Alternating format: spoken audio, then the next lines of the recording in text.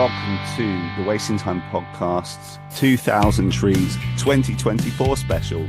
It's just me in the intro, I'm afraid. We've got so much going on, a bit like the other episode we just put out. We've just had to bite the bullet, and I've had to jump in, record a quick intro because we just haven't had the time, so apologies for that. So let me just talk a little bit about what happened this year. So we were lucky enough to go to 2000 Trees for the second year running. Big thank you to Good as Gold for hooking that up for us. 2000 Trees, it's a festival we have a lot of love for at the minute. Best atmosphere when you're there. Obviously, we spoke to James Scarlett, who runs the whole thing, a few months back. So having done that interview, it was great to be there again. I want to give a big thank you to my brother-in-law, Jack Howells, who stepped in for Nick for the day, because this was actually, it was kind of a last-minute booking for us. And Nick's based up in the Northeast. This festival's by Cheltenham. Impossible for Nick to get down for it. And Jack kindly suggested that he was able to come there with me. So he made it happen and helped with the interviews, and he was amazing, as you'll hear soon. And yeah, we lined up some interviews we were pleased with. So you're going to hear us speaking to Spanish Love Songs, Gaslight Anthem, Tigress, and we also ran into Giles Bidder, who is a former guest on this show. He hosts the podcast 101 Part-Time Jobs. And we also met Harley from Fandomentals Podcast. So we spoke to both of them. So that will be coming up later in this episode. Festival itself, we were only able to be there on Thursday. It was a really good lineup that day. We saw lots of sets. Some of the standouts for us, though, would be we saw Dylan from Spanish Love Songs do an acoustic set at the Forest stage, which was a great atmosphere. His songs really worked well acoustically. We did try and watch the full band Spanish Love Songs set, but because they're so popular and they're in, well, I guess it's one of the second biggest tents, but it's, a tent that's covered, so you just couldn't get inside to see them. So we could kind of just make them out if you looked into the darkness of the tent, and we could hear them obviously, and it sounded really good. They're just so popular that it was impossible to get close. But from what we heard, it sounded really good. We watched Kids in Glass Houses on the main stage. I haven't seen them for years and years. It's good to see them active again. I'm not a huge fan, but I was reminded by like how much I do enjoy the couple of bangers they have, like Saturday. What a chorus that song has. Then we watched Manchester Orchestra as well on the main stage, a band I've talked about on this podcast before, who are hugely popular with so many people I know, but for whatever reason, I've never really paid much attention to them. And I did enjoy their set. I found myself leaning more towards their newer sound than their older stuff. I think that was more kind of my kind of vibe. But yeah, it was a cool set. And then my brother-in-law's heavily into Los Campesinos, so we went and watched them on the Forest stage. Not really my thing. Very unique band. Him and his friend Saul, who we all were also with, absolutely loved them. So it was a cool set. And then we finished with Gaslight Anthem, who did not disappoint. I don't think I've seen them live for years, because I've seen Brian Fallon doing his solo thing, but I haven't seen Gaslight Anthem for a long time. And you forget every song they've ever done is at least pretty decent. The sound was incredible. The set list was great. It was, yeah, I was very impressed with their set, I have to say. But yeah, I will stop rambling. Again, thank you to 2000 Trees for having us. You're one of the best festivals out there.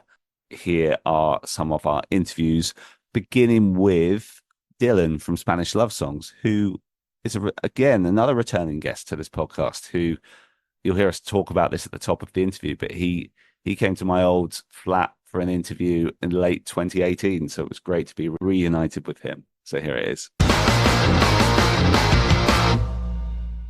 Returning guest to the show. Yeah, round two. Yeah, and great. I'm not jet lagged or on the verge of, I remember doing the podcast. Yeah. I don't remember a single word I said, which is bad because it could have been something awful. No, I remember it coming out quite Okay. It was a good one. Okay, good. And it was back in the day before we started. Most of them are on Zoom these days. Yeah. Used to come to my place. Yes, I remember. Yeah, that was fun because I remember it was our first time touring the UK. Right, of course. I got in earlier than the rest of the band and met our friend Ian, who was housing us, who I'd never met before. Right. Who's now one of my best friends. And he's like, "Oh, we got nothing to do. Let's just go to the pub." And I'm like, "It's 11 a.m." And I was at the pub with him until the rest of the guys got in at 5 p.m. Right. And then our TM showed up. He's like, "All right, you have to go to a podcast." And I went, "Bro, I have not slept in like 30 hours." So, yeah, I'm sure it was magical. Yeah, it was. But it's great to see you again. Yeah, you as well. And we just watched your acoustic sets, I think you were saying, which, we really enjoyed. It was great. Went well from your perspective. Yeah, it was. Those sets are always nerve-wracking just because you're very exposed. I mean, I've learned to just sort of like not prepare for them is the best way to prepare for them, because like I will never play those versions of the songs the same way twice. Like I just my technique is bad. I can't, like, I'll get nervous and I'll just be like, all right, well I'm playing it this way now. So yeah, I honestly we got in super early last night from Nottingham, and I woke up at like 8 and I was like, I should get up. It's like a long day, and I fell back asleep. And they came in at like almost 11 and were like, "Yo, you have to like play in 30 minutes or so." And I was like, right. So I did not have time to think about it. I wrote a set list on my phone like minutes before we went on stage. Yep. And everybody was super nice, and it was great. And I sort of had to, I don't know, a lot of times I go sort of brain dead while we're playing, and I'm just sort of being the best cover band of myself that I can be. I see what you're saying. But I did have a few moments where I was like, my eyes got a little bigger, and I was like, oh wow, this is insane. Yeah, it was great. I had my sunglasses on, so people couldn't tell like my eyes were closed most of that set. I was just trying to, I have a hard time like making eye contact with people for extended periods, so I was just like, this is too much. There's like so many people here and they're singing, and I'm fragile at this moment. So it was good. It was good to just like have a small out-of-body experience. Yeah.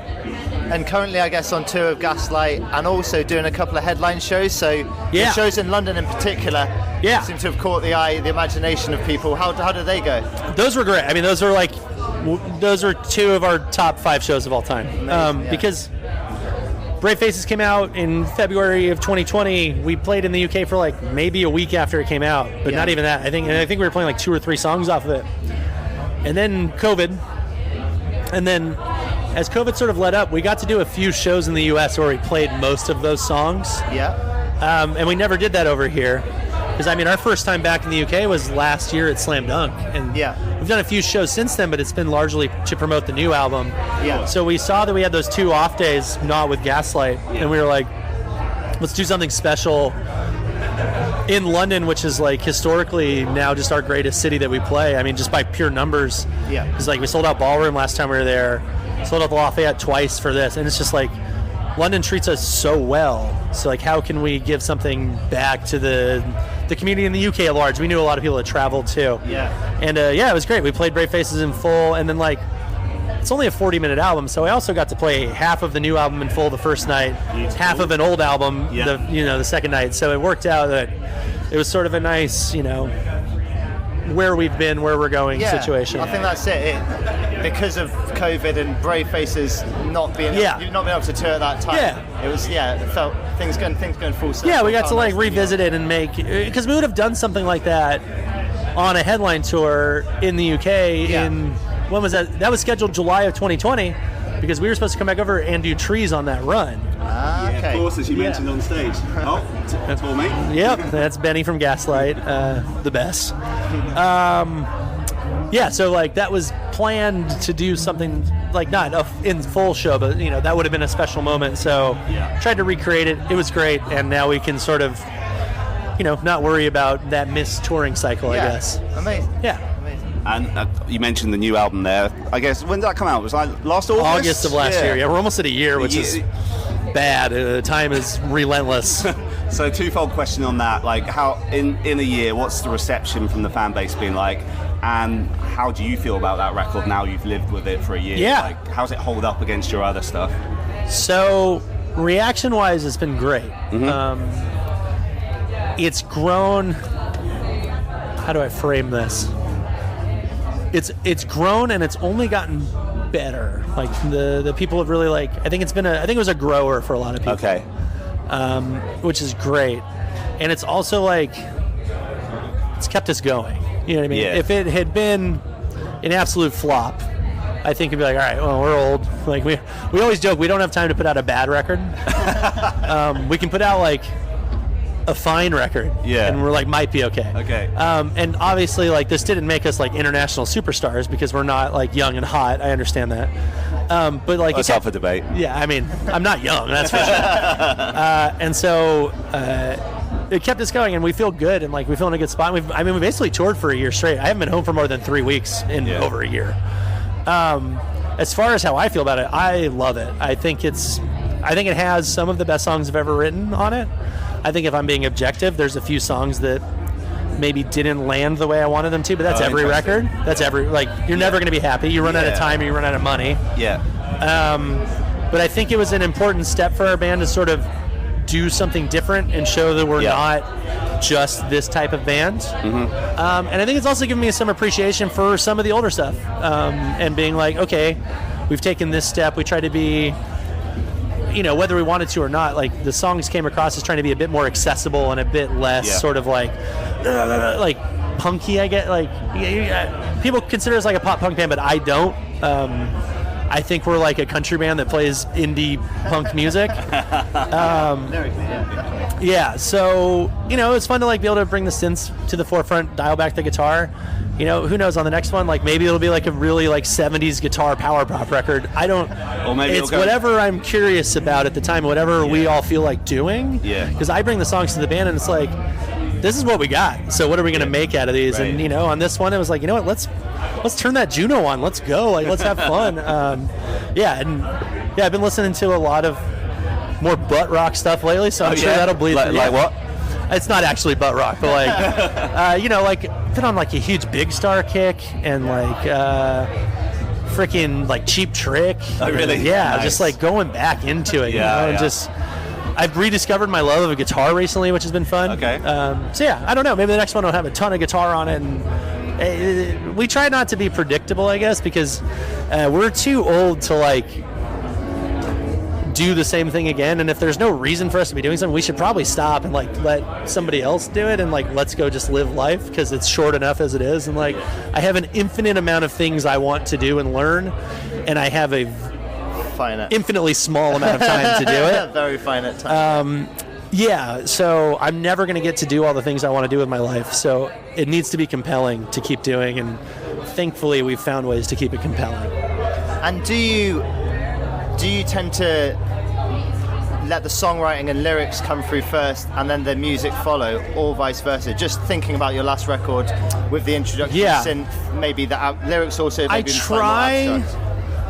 I try not to let that be the case, but that is the case. Like it's always, again, that's why I say like I'm a secret country person, is like it's always me and a guitar recorded on my phone. Like that starts it. Yeah. And then from there, this one we had a little bit more time to sort of like kick around.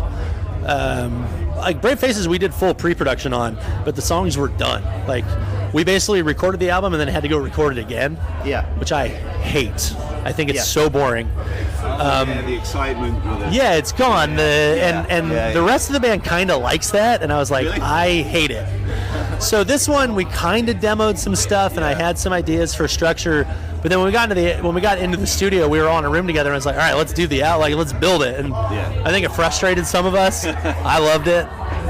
So I'm sure we'll try to strike a balance. But yeah, it's usually me and guitar, and then it's like, like Haunted's a good example. I had that song written in one key, and then Ruben was at my house, and he played a riff that was similar to. We used to open the set with Losers, and Mayor would play a riff in D that was like do do do do do do do do, and Ruben played it in that new key on a new synth I got, and I was like, that's sick. And then I changed the key of the song, and we wrote it around that, and then we were on YouTube, and like a song popped up of somebody at Glastonbury or something, and it was somebody like with like a big like whoa like in the thing, and I was like, let's steal that. That's fucking cool. We've never done that. So let's do a whoa whoa whoa. Let's try to write like the douchiest festival song possible, and it ends up being haunted. So it's like, and to me, that's like one of our best songs we've ever done. Cleanup Crew was me with like a little loop. I got into like tape looping and stuff, and I had like a little loop going, and I was like really fed up with the music industry and like these feelings of envy for people getting things that I haven't gotten. And it like started as like a soft diss track almost, like, hey, fuck that guy, and then that turned into, and so it's like it's wherever you can pull from, right? And like, who can you steal from? What can you make your own? And like what, it's all just it's a conversation. Of course. I think probably running out of time, so we just got a couple. Like one general question, then do you want to try your little game and just see how it lands? He came up with we'll see how it goes. But final, like, just generic question. I'm just curious, what song do you have on heavy rotation on your whatever streaming service you use at the minute? My own personal. Yeah. What am I listening to the most? Yeah. Jesus. Because I remember the last time I met you, like, your music taste is quite diverse. And they're pretty eclectic. Cool stuff in common as well. So. I really like the 2 new Not a Surf singles. Those have been great. Okay, I haven't checked out new music for a long time. Otherwise, what's the heaviest? I've been on a big Weezer kick this tour, which has been funny. Yeah. Been on a big Colin Hay kick, the singer from Men at Work. Oh, okay. His solo stuff is great. I'm trying to think of like something interesting. Our band's been on a huge Chaperone kick. Probably John Moreland has been my most listened to like personal stuff recently. Okay. He's like a singer-songwriter from Oklahoma.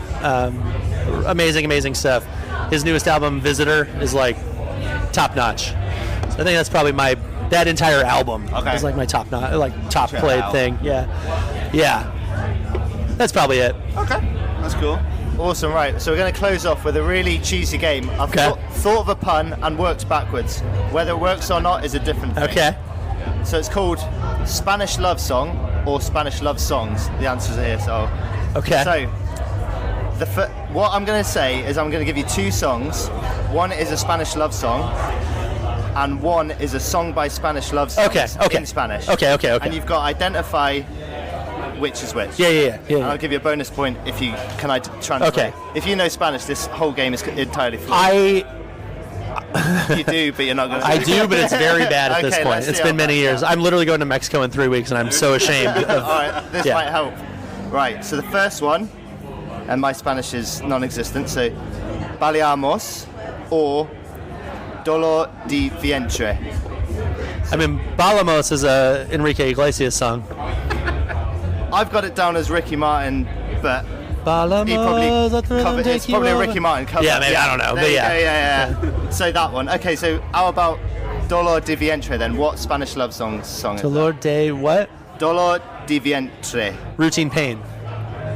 Bellyache, apparently. Bellyache. Oh, pain of the belly. I didn't hear the second part. Okay, yeah. Okay. All right, and last but not least, because we're running out of time a bit, we've got Peridoras or Hasta los Dientes. Peridoras or Hasta los Dientes. I need to see that. I'm good at reading. I mean, Peridoras is losers. Correct. Yeah. Sorry. And Hasta los Dientes, just for the information, is To the Teeth by Camila Cabello. So. Oh, okay. Yeah, I was like 2 until. My Spanish is very poor, but also I only actually can credit Beck with that because soy un perdedor. I'm a loser, baby. Big song. There we go. Well done. 2 out of 2. And on that note, it's so awesome to have you back on the show. Yeah, of course. Thanks for having me. It's been awesome. Yeah, cheers. So we're here with Denny from Gaslight Anthem. Am I supposed to look at this?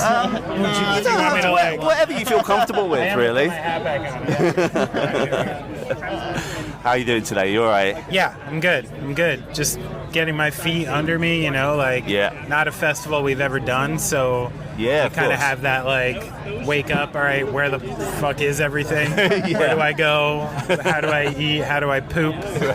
Stuff like that. Usual festival stuff. Yeah. It's cool that you're here, though, because I know for a fact, because we had the guy who runs this festival on our show a little while back, and he was just like, Gaslight is a band they've wanted forever. So, that's awesome. It's good that you're here. There seemed to be a lot of mutual excitement for us doing this festival on both sides. I'm pretty stoked for it. it. Nice. Actually, I want to, at the top, just touch upon your podcast, because going off track, you've been doing that for years now, man. Yeah. So one podcast to another. Solidarity. Yeah. Yo, you're taking my views. I love that space. I kind of fell into it randomly. Yeah. I mean, I started on that particular podcast as a guest.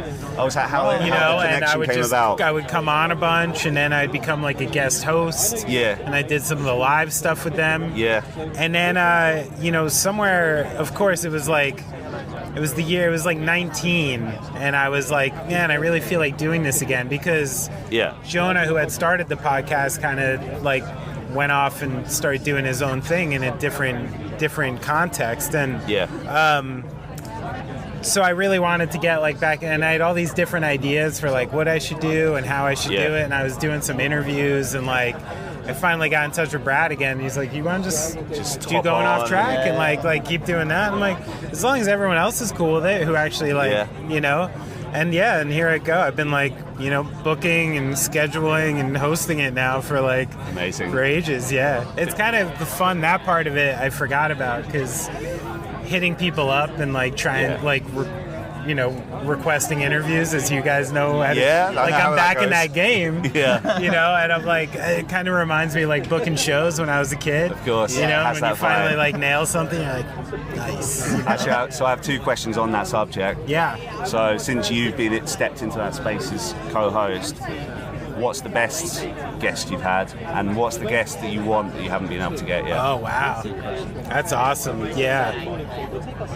I had a blast. I think the one where I was had the most kind of pinch me stuff might have been doing Milo Ackerman from the Descendants. Yeah, big name in our world. And also just someone it's part of the reason I do the podcast is I'm really curious to know certain things about people. Yeah. I'm a little bored of the musical side of it. I don't want to talk about your guitar tones and what your studio process was and stuff. I don't, and I'm interested in people and how they get from A to B. Yeah. And that was someone I kind of mythologized as a kid, who never understood that alternate side of his life. Tell me, you're a scientist. He's a very bright guy. Tell me what's going on in that. Yeah. And I was fascinated to learn that. That might have been the coolest one. The person I would most like to do these days. Wow. Maybe maybe a cool author or something I like to read. Yeah. Might be cool. I can never pronounce his name. It's one of those Hermione from Harry Potter things. I've read the name. Jeffrey Eugenides, who wrote Middlesex and Virgin Suicides. Okay, yeah. Or, no. I would interview Bill Watterson, the writer of Calvin and Hobbes. There you go. Yeah. Get in touch with his people. No, he doesn't do it. That's why it would be okay. Me getting the PBS interview instead of Ken Burns. You know what I mean? Yeah, fair enough. Yeah. Fair enough. That would be a fun one. Yeah, because that's gone on generations now. Okay. Now my kids love Calvin and Hobbes. Yeah. And to me, he's had the most punk rock career in a lot of ways. He never syndicated his shit. That's the reason you don't see a cartoon or something going on these days, because he never gave up ownership. And kind of kept it pure and awesome. And good to meet and speak to people who are like that and give them a voice. Give authentic. There's no TV or restrictions. That's or right. Around it. Yeah. The anti-Drake path. Yeah. So I suppose obviously you had your record came out last year, and then you followed that up more recently with the EP. Yeah. How are you feeling about the EP? And I actually have a very specific musical question on that. Did Chris Dugan mix the EP? He did. I know who's involved. Okay. That's right. Yeah. He knocked it out of the park, I think. By the way. Yeah. No, and it was also getting in a room with Butch Walker. Oh. So he came up. Yes, I forgot he was involved as well. He came up to New York. Yeah. And sometimes it's nice, like, when someone like that who's got like so many receipts, like their ideas are super easy to take. You know what I mean? It's like you want them, and there was like this mutual like excitement to just like start to work together. And I think right off the bat, like, a band goes through a lot of different like jumps and experiments, and I think they should, like, you don't want to just, I think something that was always important to us, especially when we got back together, is the idea that like sure, Sink or Swim's like an awesome record that we still love. 59 Sound is too. We were in our like mid-20s, you know what I mean? Life was different, like all these things, and like if you try to just rehash that record again, it's just going to sound like old guys doing something young people did. So I think you really do have to be honest about like going into new directions and finding things that feel comfortable for you now that you can really like stand behind.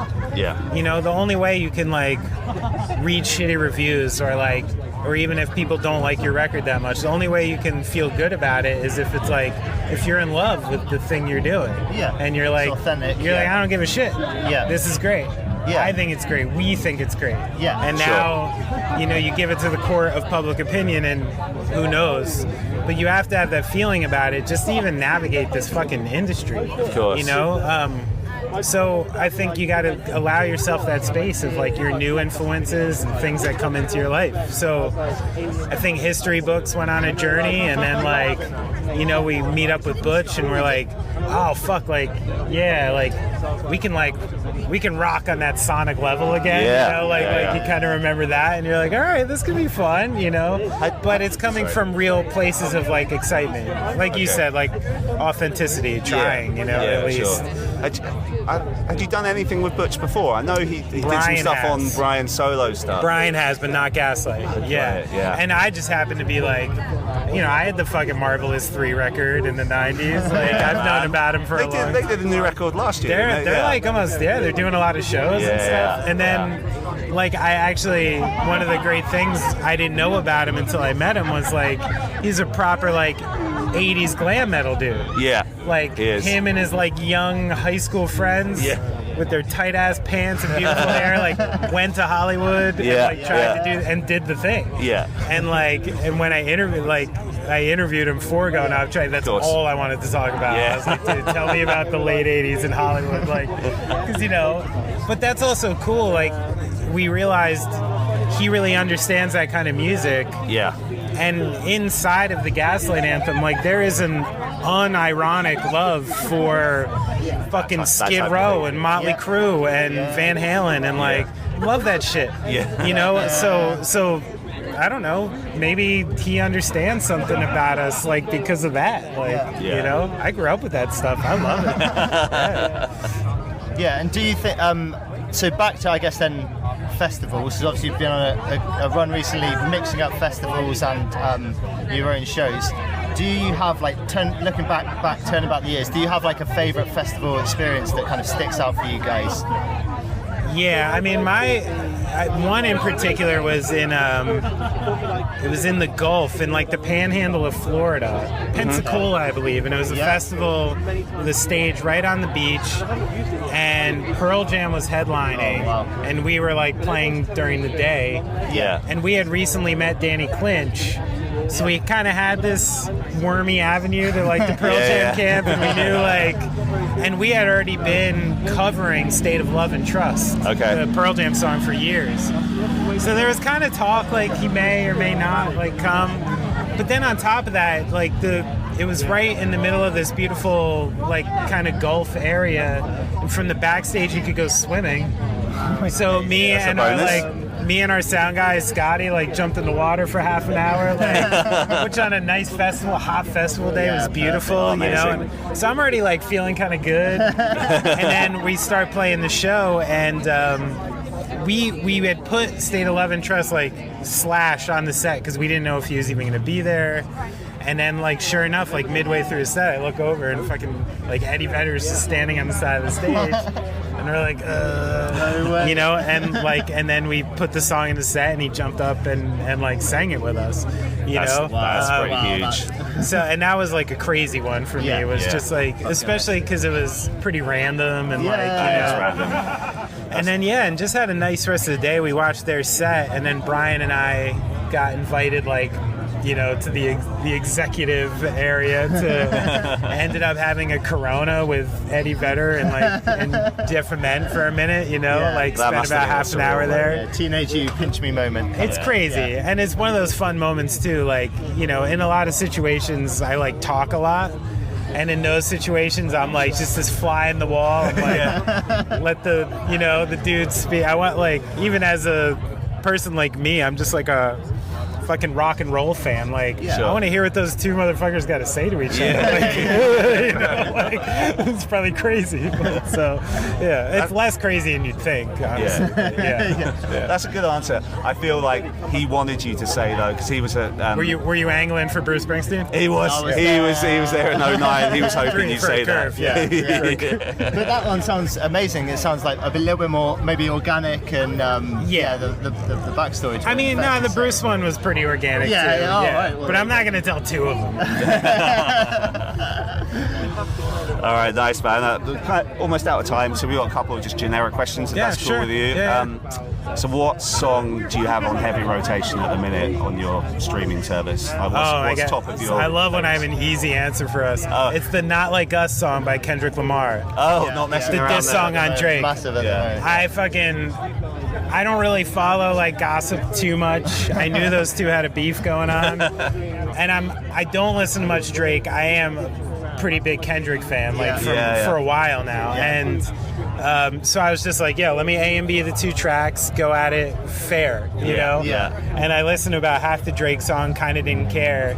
Listen to Not Like Us about 55 times like in a row because it's such a tight it's even beyond the fact that he just fucking gutted him which is like impressive. Like the song itself is fantastic, and I think he's like pushing stuff to the next boundary for hip-hop. Like I'm on board. I'm on the Kendrick train. Definitely. So next question then would be, if you could book a dream tour that Gaslight Anthem could be on, what would it be? Dream tour. Wow. So go for an opener and a headliner. Well, I mean, those opening tours we talk about now, like, you know, they're like easy days for a band like us. Right? Because you're set up on stage, you're opening. It's easy, your stuff's up there. Probably play for about half an hour to like people walking into an arena. You know what I mean? You're basically warm-up music. You're done by like 7:45. And then you're watching whatever awesome band put on like an arena show every night from backstage. And they're usually well paid. They're great gigs. They're great gigs to get. So I mean, I guess in that I would want to think of like a band that I'd want to hang out with and want to see every night. I feel like the Foo Fighters would be fun. Pimp Tour, you know. You think Metallica fans would like us enough? Yeah, definitely. You know, enough. A portion of them would. Because that. If I was your booking agent, I wouldn't jump on that for that reason. I don't know though. You might see the check and then you might jump on it. Because that's one of those ones like, if it's 7:45, I can like shit, you know, like have some dinner, take a shower, maybe smoke a joint, go watch a fucking Metallica show. I'd like that. Honestly, the tour coming up in the U.S. I'm really stoked about because I've been a Joyce Maynard fan for a while. So like them being on all those shows would be awesome. Maybe something with like Turnstile would be fun. Turnstile. You know, that would be like a crazy, interesting show. We've never toured with Manchester. And, really? Yeah, and like we have some connections with those guys. That could be a fun tour. My brother would be stoked. I think Gaslight and Manchester are his two favorite bands. So definitely. Shout out Luke Horowitz. I'll try and make it happen, bud. He's painting houses this summer, you know. All right, dude. Final question. Dead simple one. What's your favorite Gaslight album? What is it? Oh, stop! Can't do that. Who's your favorite child? That's all. Nah, that's like I can't even do it. I know it's like such a cliche answer, but you know, another reason even if I had one, it's like the same reason, like if you're a parent and you have a favorite kid, you're still not saying it if you want to run a good family. Yeah. Like, one of the things I would not want to do is be like, this is my favorite, and make people think that should be their favorite for some reason. Yeah. Like I want the people to have a chance to love all of them equally. If that's yeah, exactly. Yeah. Because a diplomatic answer this is. Yeah. The one thing I know is like my favorite thing from every band is the first thing I fell in love with. And is that necessarily their best album? I don't know, but it's the thing I fell in love with. So it hits like my heart. So I'm not doing it. Not doing it, guys. Fair play. Yeah. Benny, really appreciate your time, man. Yeah, appreciate it. Thanks so much. Cheers, Benny. So, we are here with Tigress. Yes. Guys, thank you for giving us some of your time. Do you want to introduce yourselves real quick? Yeah, so I'm Katie. And I'm Sean, I play guitar. Yeah, I sing. Was I meant to say that? You didn't have to, but it's a bonus there you to go. have it. Next, So did I catch, just before, were you saying this is your first time at 2000 Yeah, Trees? this is our first time. We have always wanted to play, but this is the time. This is the year. We're really excited, and our stage is so cute. I always see that in pictures. So the forest stage. Oh, you're playing forest stage? Yeah, and I always see it in pictures, and I think like that would be so awesome to play that stage because it just looks so beautiful, and it's just so different to what we normally do. Yep. So and we get to play it. I was watching a band on there earlier, and it's the first time I've ever had my view obscured by a tree. Yeah, exactly. I mean, it's fitting at 2,000 trees as well, right? Well, this is the thing. If you're going to play 2,000 trees, there should be trees. Very true. But very true. some of the stages don't have trees, so... Yeah. So you've done some of the other big name festivals in the UK. Do you notice any differences with this one at all? Like, does it... Yes. Everyone's really chilled. Mm-hmm. That is very different. Yeah. Because we turned up at our stage and we were like, hey, and they were like, oh, hello. Like, what? Oh, hi. Everyone's like in a really good mood. And they were like, yeah, we'll just work things out. Like, it's all good. That is never, ever the case. Okay. Ever. Yeah. It's normally just like absolute like stress central. Yeah. And there's lots of very strict protocols and like timelines and everything. So they're so chill. They were like, do you want to use this? Do you want to use... I'm like, whoa. We never get asked that. Yeah. So that's awesome. Yeah, and we're, like, having done press at a few festivals, we notice the press side of things here as well. It's very... Yeah, super chill. So nice. Yes. It's so nice. Very fun. Cool, yeah. So you came back with your single Free Fall in May. Yeah. I guess, how has that been received, and what are your plans next for the rest of the year? I think it's been fairly well received. We've had a lot of good feedback. It's been we've had it played on BBC Radio 1. Nice. It's always really cool. Yeah. I think. And he's lost for words. I'm looking forward to. We haven't played it live yet, so. Oh, nice. It's the first time these new songs are getting sort of an airing out. So I'm excited to see the reaction, how they go down live. It should be a really fun show. Yeah, and at the Forest stage as well. What an awesome setting to debut them. So exciting stuff. Yes, it's kind of scary though, because whenever I have to sing something for the first time, I'm always just a bit on edge. Just because it's like everything else is so committed to muscle memory, but then like when it's like a new one, you're like, okay, how's it gonna feel when I actually do it live? Because it's a totally different ball game, but it's fine. I'm a pro. I can do this. The words are in there. Yeah, or maybe. I hope so. I hope so. I'm sure they are. Yeah. I'm sure they are. Real quick, let's just talk about your early days. So you mentioned that you guys are from Chelmsford, Essex. Mm-hmm. What kind of scene did you guys come up in? Like, what bands were you listening to when the first version of this band formed? Oh my gosh, that's a really oh my god. There's like the smaller ones. I was thinking more general, but we can go smaller. Okay, okay, let's go general. Let's go big. Who was big at the time? We came when we first started. We were playing with bands like You Me at 6, Death Havana, Kids in Glass Houses were quite a big influence on us as well, which is it's cool that they're playing today. Yeah. Hoping to catch their set, might be maybe a little sneak away from the stage, but yeah, I mean, what's that? That's going back like 10 years or something now. Yeah. So when we released our first EP, Alive, that's the sort of scene that we were sort of building our... Yeah, so when we did our first EP, we actually worked with Max from Unit 6 on it. So so he was like kind of co-producing it. It was just that time. It was like the big like Kerrang era. Yeah. When like that was all anybody cared about and stuff. But I mean, it was kind of like when Bring Me the Horizon was still really heavy, and Paramore were massive and they were a rock band. But now it's just all different. Of course. And I guess so. Last year you had an amazing tour supporting Evanescence across Europe, which is amazing. Yeah. How about coming up? Would there be any kind of dream tours that you'd love to be on?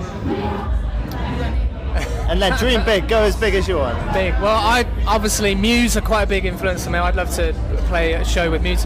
We did play a festival last year out in Prague where we were actually on after Muse. So you were the headliners, right? So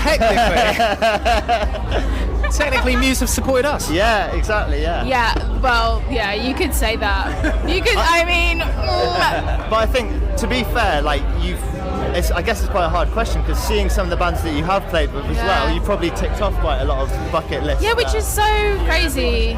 We got to play with Feeder, which were one of my like childhood bands growing up with. So that was amazing. I was like backstage trying to get all their autographs and things, knocking on their dressing room doors with a poster, like feeling like I'm like 14 again.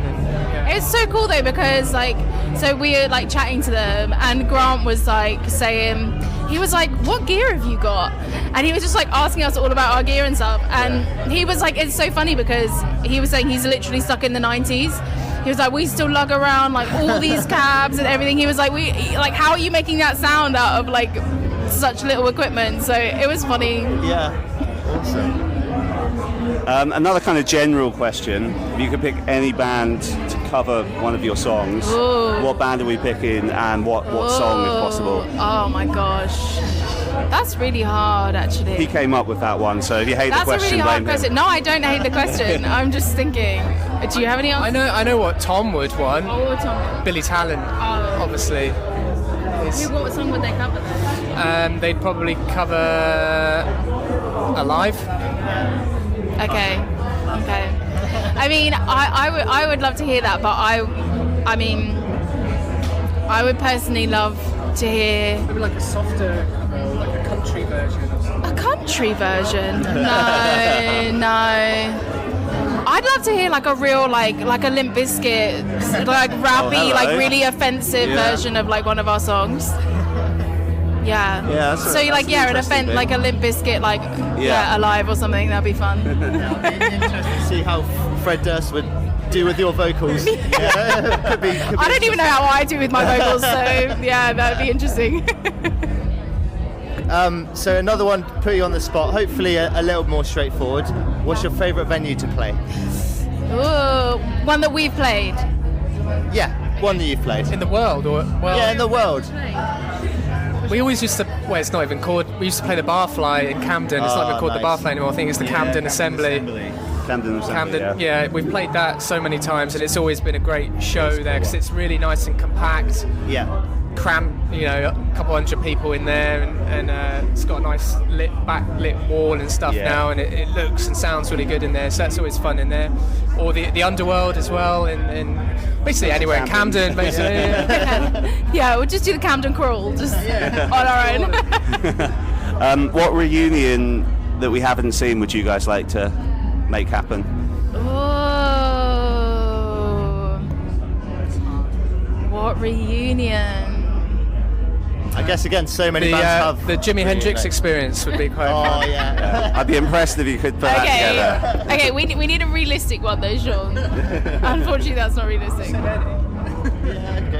Okay, I don't know. There were so many bands that I loved so much. Oh my gosh, yeah, Flyleaf. Yeah. Oh, that would be amazing. Yeah, let's go that. Or can I just say, I would just love original Paramore. Yeah, Anybody else? Done all that anniversary stuff yet. Like I want the original lineup because like I remember watching them open up for Jimmy Eat World at Brixton, whenever that was. Maybe it was 2006 or something. And it was so good. Yeah. So yeah, having that like original lineup. Yeah, the energy. Just everything about that was just so cool. But amazing. Yeah. So I guess and what is next for you guys for the rest of this year? I guess festivals, and then have you got any plans for touring or for further releases? What that you can say? What's coming up? Okay, so with regards to shows, we've got a headline show coming up, but that's in January. We've got some. Yeah, January 25th. That's tickets on sale now. So that's going to be really fun. But there's other things that we might be doing potentially between now and then, but we're not sure yet. We're just waiting to see what happens. But we are releasing a new song tonight at midnight. Amazing. I know. What's it called? It's called B-O-R-E-D,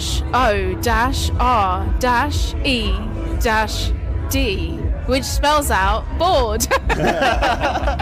But it's you have to like chant it, do you know what I mean? I spell it out in the song. Yeah. So that's how we titled it really annoyingly. Every time I type it out, I'm like dash. It's annoying. But it sounds cool, so it's fun. Awesome. Amazing.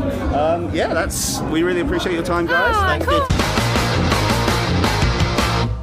Okay, before we go, I did mention that we ran into Giles from 101 Part-Time Jobs and also Harley from Fandomentals Podcast. So I was able to do a couple of quick fires with them. So let's listen to those. Okay, so we are here doing a quick fire at 2000 Trees. I've ran into Giles, former podcast guest on The Wasting Time, current podcast host of himself. You're doing hosting your show here this weekend. 101 Part-Time Jobs. You probably introduced me to podcasting in a way. Check that out. Thank you. Yeah, it's going. You've had some fucking big guests on as well. Just pay them a lot of money. Fair enough. Real quick before we jump into this, who the top three guests you've had? Joe Talbot from Idols. Big one. Courtney Taylor from Dandy Warhols. And Self-Esteem. Yeah, okay. Yeah, that's an impressive array right there. All right, let's get into quickfire. Current song on heavy rotation. Bleached by Decent Criminal. Nice. Also former guests on our show. Great You band. had them on yours as well. I haven't. You should get them on. Nice guys, those brothers. What would be a dream tour you'd like to see? A dream tour. Taking Back Sunday, Tell All Your Friends in entirety. Okay. Saves the Day playing Through Being Cool in entirety. And headlining. Go on. Lifetime, Jersey's Best Dancers. Oh, yeah, nice New Jersey band there. Very cool. What band? I feel like there'd be a fight between Lifetime and Saves the Day. Quite possibly, yeah. I'd buy a ticket for that tour as well. And I'm not even into Taking Back Sunday as well. So That's a good album, though.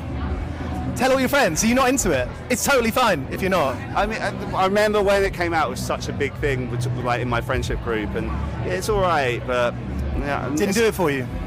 Not really. It's not one I'd revisit as well. There was that club night, I think it still goes on, Face Down in London. It does. And it there does. was in that like they were just starting to do video stuff that was coming out on Facebook. Yeah. And there was just an awful shot of me doing the like, you live, you can't go by, Angel. I'm like, oh my god, it's so embarrassing. 3 beers deep. Band you're most looking forward to seeing at 2000 Trees? Boston Manor. Nice. Yeah, it's been fun to see that. I remember when they were like coming up on the London scene, and now obviously they're just huge. They're doing house shows, they're doing punk shows, and they've worked so hard. I know that's like a thing you hear all the time. They work so hard. Yeah. Everyone works really hard. I've seen Boston Manor like break down on every tour they've been on in their van. Yeah. Like put themselves to it. They're from the Northwest. They're from Blackpool. Yeah, Blackpool, isn't it? Yeah. Like how do you like get in front of people when you're from Blackpool? Yeah. You just got to try. They've worked so hard. Yeah. And their new record sounds awesome. The guitar tone is like... Sounds big, right? It's the heavy crush. It's true. Yeah, it's true. Apart from my podcast and your podcast, what's your favourite podcast? WTF with Mark Maron, or classic. Tailenders. Tailenders. It's the cricket podcast, the loosely cricket-themed podcast. With Felix White and Greg James and Jimmy Anderson and Matt Chin. What reunion that we haven't seen would you like to see happen? Who have I not seen? That's a tough question because I feel like so many bands have got back together. It's true. In the last few years. Yeah. You can pass on it if there isn't anyone. Could I say a band that I wish I saw, like the tour during which I wish I saw Less Than Jake, Borders and Boundaries. Oh, okay. That kind of tour, that era, Less Than Jake. Play in that era. Yeah, good answer. Favourite thing about the UK? Signature Brew. We love Signature Brew as well. Hello, Signature Brew. Very kind. They're overseas. They're going global. That's true. That's true. All right, Giles. Always a pleasure to see you. Yeah, you too, man. What's up? I am here with Harley from Fandomentals Podcast. What's up, man? Hello, I'm very good, mate. How are you? Yeah, I'm good. Appreciate you stopping by. And he actually just spoke to us for his show, so watch out for that. We're going to do a quick fire. All right. What song is on heavy rotation for you right now? I'll go with Them Bones, Alice in Chains. Okay. Yeah. What would be the dream tour you'd like to see? Dream tour? Yeah, 2 or 3 bands. 2 or 3 bands. Well, I kind of caught the Dream Tour a couple of times. So my favourite band's Alter Bridge. Oh, yeah. And there's a number of times they've toured with like Shinedown, Hailstorm, Blackstone Shadows, those kind of bands. So I would just do that again, quite honestly, because it was so much fun. Just repeat the whole thing. Why not? Yeah. Apart from your podcast and my podcast, what's your favourite podcast? What's your favourite music podcast? Ooh, music podcast. I'm going to plug my good friend Mark Woodjat, Mark and me. Genuinely, I love what the guy does, and his music interviews are nuts. I mean, he just put out an episode with Chino from Deftones and Crosses. It's pretty good booking. Yeah, I know, right? Yeah. It's like, it's wild, but he does a really good job with it, and it's always an interesting listen. Nice. What band are you looking forward to seeing the most at this 2000 Trees, if you haven't seen them already? Yeah, I'd say Don Broco. Yeah, it's been a few years since I last saw them, and I just think they're such an interesting band. And live, I caught them a couple of times before. They are brilliant, so I'm really looking forward to that. Nice. Favourite thing about the UK? Ooh, that's a good question. Because we have mainly American listeners, that's why we throw that one in. Ah, okay. Everything's close. I've just come back from America and it was the best experience, but we were in Pittsburgh, which is a city I love, but everything is not close. So yeah, I like your answer. Harley, thanks so much for your time, dude. Pleasure.